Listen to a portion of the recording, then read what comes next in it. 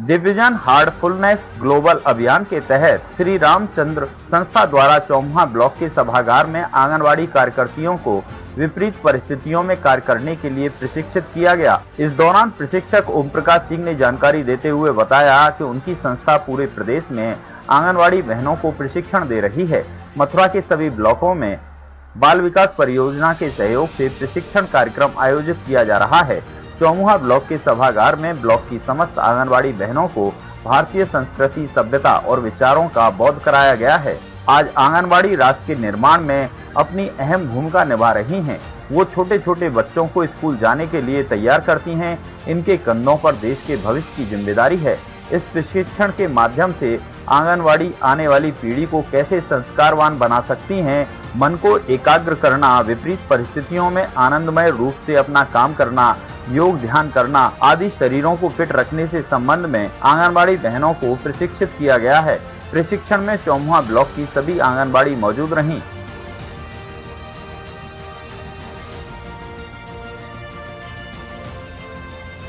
अभियान है, मथुरा भी उसमें से एक अंग है।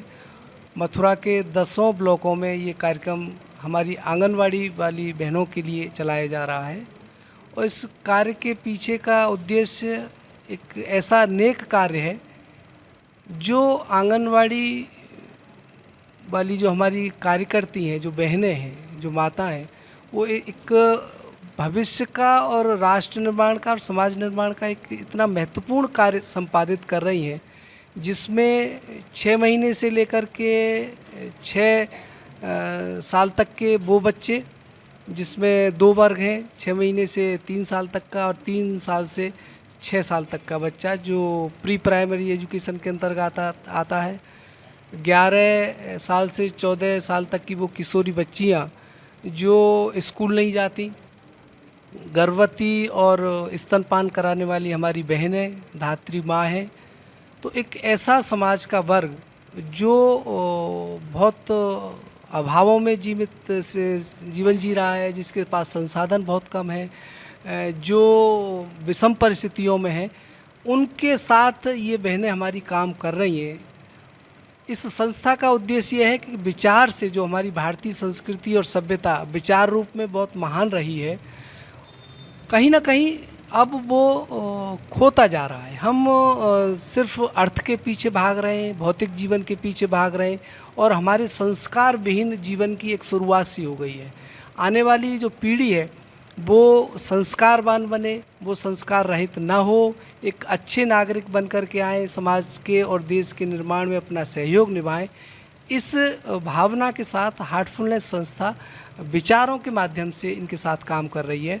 इनमें क्षमता का विकास करना, इनकी दक्षता को निभाना, परिस्थितियाँ कितनी भी विषम हो, लेकिन ये अपने उस नेक काम को, जो राष्ट्र निर्माण का काम है, देश निर्माण का काम है और भविष्य का काम है, इस काम को शायद किसी ने पहचाना हो या न पहचाना हो, लेकिन इनका काम बहुत महत्वपूर्ण है। एक ऐसे वर्ग के साथ जिनके पास साधन नहीं है, जिनके पास सोच नहीं है, जिनके पास एक दिशा निर्देश नहीं है, ऐसे लोगों के लिए हमारी आंगनवाड़ी बहनें काम कर रही हैं। तो चूँकि हमारी जो संस्था है श्री रामचंद्र मिशन हार्टफुलनेस के नाम से जो आध्यात्मिक काम कर रही है, उसका भी मानव उत्थान का हमारा एक उद्देश्य है और मानव के उत्थान की शुरुआत बचपन से हो जाती है। हिंदू माइथोलॉजी में, भारतीय संस्कृति में से अनेकानेक उदाहरण हैं जहाँ विकास की संभावना में देश निर्माण का काम है और भविष्य का काम है। इस काम को शायद किसी ने पहचाना हो या न पहचाना हो, लेकिन इनका काम बहुत महत्वपूर्ण है। एक ऐसे वर्ग के साथ जिनके पास साधन नहीं है, जिनके पास सोच नहीं है, जिनके पास एक दिशा निर्देश नहीं है, ऐसे लोगों के लिए हमारी आंगनवाड़ी बहनें काम कर रही हैं।